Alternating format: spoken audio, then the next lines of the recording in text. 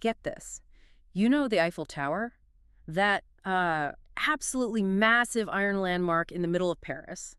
A guy once managed to sell that entire thing for scrap metal. Wait, no, stop. You mean he sold that giant metal toothpick? The one that's like the symbol of France? That is the one. And here's the crazy part. The deal was so clean, the guy who bought it was too embarrassed to even call the cops. How stupid do you have to be to buy the Eiffel Tower? I mean, who shows up with a blowtorch and is like, all right, boys, I got the paperwork. Let's take this thing down. You're asking the exact right question. The answer is a man named Victor Lustig. This guy wasn't just some regular crook. He was an Austrian-Hungarian con artist from the early 1900s and probably one of the greatest hustlers who ever lived. So we're not doing a deep dive on like economic theory today. We're talking pure human weakness, greed, and just sheer nerve. Exactly. Lustig didn't use tech or muscle. He just knew one simple thing. People want to be greedy. They want that secret inside deal. And he used that, plus some forged papers, to pull off some of the biggest swindles in history. So let's get into this guy. Victor Lustig was born in 1890 in what's now the Czech Republic. He came from a pretty normal middle-class family, but his childhood was rough, full of drama. Not a silver spoon kid, then. That probably explains the hunger. Definitely. His dad was this local politician, but he was also abusive. There's this one story that says it all. Lustig hated practicing the violin, so one day his dad just lost it and beat him over the head with the actual instrument. Ouch. Yeah, that'll teach you that the world isn't fair and you got to get yours first. For sure. But he was smart. He learned like 5 or 6 languages, ran away from home, and figured out his quick wit was way more profitable than a real job. He even got this permanent scar down the left side of his face from a jealous boyfriend during a card game in Paris. Hold on, a scar from a fight over a woman at a gambling table. So, violent dad, running scams, gambling. This guy wasn't just a con artist. He was basically a walking drama magnet, always taking huge risks. Always. That defined his whole career. He started out small-time, ripping people off on those fancy ocean liners going between Europe and New York. He'd pose as a musical producer looking for investors for a fake Broadway show. Classic. The minute someone whispers secret investment, a guy like Lustig is already counting your money. He wasn't selling a show, he was selling confidence. But his career really took off in Paris, 1925. So Lustig is sitting in a cafe reading a newspaper, and there's an article about how the Eiffel Tower, which was only built as a temporary thing for the World's Fair, was getting super expensive to maintain. The article is basically saying it might be cheaper to just tear it down. And Lustig's brain just goes cha-ching. He saw a national problem and thought, how can I make money off that? That's genius. He moved fast. Hired a forger to make him some really official-looking government papers. Then he invites the 6 biggest scrap metal dealers in Paris to a secret meeting at a super fancy hotel. Why 6 of them? Why not just one? Competition. He made them feel like they were fighting for a golden ticket. So he walks in, introduces himself as the Deputy Director General of some government ministry, and tells them the government has decided to scrap the tower. Okay, stop. I have to jump in. If the government was really selling its biggest landmark, wouldn't that be like front page news? A huge public auction? Did nobody ask that? That's the brilliant part. He got ahead of it. He told them the sale had to be absolutely top secret. He said, and this is the key, the French people would riot if they knew their beloved monument was being torn down. Oh, man. So he wasn't selling scrap metal. He was selling them the feeling of being part of a corrupt, secret insider deal. Yeah. That is just brilliant manipulation. He watched them all, and he picked his target, a guy named André Poisson. Poisson was really insecure, desperate to be a big shot in the Paris business world. This deal was his chance to look important. So Lustig sets up a private meeting with him.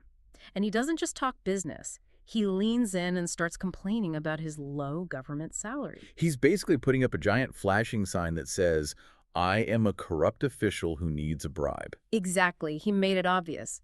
So Poisson, thinking he's locking down the deal of a lifetime, pays Lustig a massive bribe. And he pays for the scrap metal rights. We're talking about 70,000 francs, a fortune back then. Lustig takes the cash, gets on a train, and vanishes. Heads straight for Vienna. 70 grand for a landmark that wasn't for sale. Incredible. But for real, why did Poisson call the cops the next day? Because think about it. He couldn't go to the police and say, a con man tricked me. He'd have to say, I tried to bribe a government official for a secret illegal deal, and he took my money. He was too ashamed. He would have been ruined. Wow. The scam worked because the victim's pride was worth more than his money. And this is where it gets truly insane. Lustig is chilling in Austria, reading the papers, waiting for the story to break. But there's nothing. Not a word. No police report. So what does he do? Don't tell me he went back. He went back. He returned to Paris to run the exact same scam a second time. That's next level. Most guys would take the win and lay low. Lustig just doubled down in the same city. He even found a new mark. But this time the guy got suspicious and tipped off the police before any money changed hands. Lustig had to flee the country and head for America. So once he's in the U.S., he pivots to a new scam. Something for, the common man. It was called the Romanian Box, a beautiful mahogany box the size of a trunk that he claimed could put money. A magic money machine. Seriously. That sounds like something you buy from a late-night infomercial. It sounds dumb, but the performance was perfect. He'd put a real $100 bill in one slot and a blank piece of paper in the other. Then he'd make the mark wait 6 hours for the chemical process to finish. The 6-hour wait. That's the real trick, isn't it? It makes it feel complicated and illegitimate. Totally. And of course, the box was rigged. It already had a real $100 bill hidden inside. After 6 hours, pop, out comes the bill. He'd then immediately take the guy to a bank to prove it was real. And the mark, seeing it work once, forks over thousands for the box itself, then gets home and finds out it only spits out blank paper. So smooth. He sold a bunch of these, but my favorite story is about a Texas sheriff who bought one. The sheriff, of course, realizes he's been had, and he tracks Lustig all the way to Chicago. A Texas sheriff versus the world's greatest con artist in mob-run Chicago. I'd watch that movie. Right. And when the sheriff corners him, Lustig doesn't even flinch. He just calmly explains that the sheriff must be using the machine wrong. He was so convincing he not only calmed the guy down, he offered him a refund, a big stack of cash. Wait, he actually gave him a refund? Well, here's the twist. The refund he handed over, it was all counterfeit money. No. He scammed him on the refund. He gave the guy fake money after selling him a fake money machine. That's just insulting. It was a huge mistake, though. Selling the Eiffel Tower, that's fraud. But passing counterfeit bills? That's a federal crime. That one move put the U.S. Secret Service on his tail for good. But before the feds caught up to him, he decided to pull off his most dangerous con ever. In the middle of the Great Depression, he decided to go after Al Capone. He tried to scam Capone. That's not risk. That's a death wish. Capone would kill you for looking at him funny. He knew the stakes. He walked right up to Capone, asked him for $50,000 to invest in a crooked deal, and promised to double it in 60 days. So he basically started a 2-month countdown to his own murder. But this is where the psychology gets amazing. Lustig didn't run with the money. He took the 50 grand, locked it in a safe deposit box, and did nothing for 2 months. Then he went back to see Capone. Why on earth would he go back? He was walking into his own execution. He walks in, looks Capone dead in the eye, and says the deal fell through. He failed. Then he hands back the entire $50,000. Wait, what?